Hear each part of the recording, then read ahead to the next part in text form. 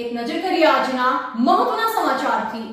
બેંકની તિજોરી ટ્રેક્ટર વડે ખેતરમાં ખેંચી તોડવાનો નિષ્ફળ પ્રયાસ થયો છે। ઘટનાની જાણ થતાં તાલુકા પોલીસ મથક સહિત ઉચ્ચ અધિકારીઓ સ્થળ પર દોડી આવી તપાસ હાથ ધરી તસ્કરો ટ્રેક્ટર વડે તિજોરી ખેંચી ગયા।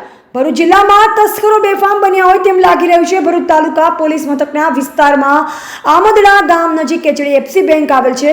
આ બેંકને ગતરોજ રાત્રિના તસ્કરોએ નિશાન બનાવી તેનું શટર તોડી અંદર રહેલ બેંકની તિજોરીને બહાર લાવી ટ્રેક્ટર વડે ખેંચી ખેતરમાં લઈ ગયા હતા।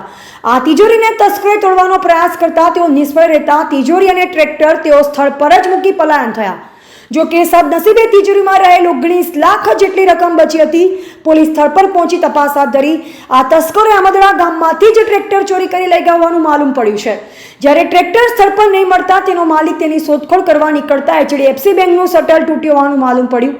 આ ઘટનાની જાણ તાલુકા પોલીસ મથકમાં કરવામાં આવતા તાલુકા પોલીસ સહિતના ઉચ્ચ કક્ષાના અધિકારીઓ પણ સ્થળ પર દોડી આવી તપાસ હાથ ધરી છે।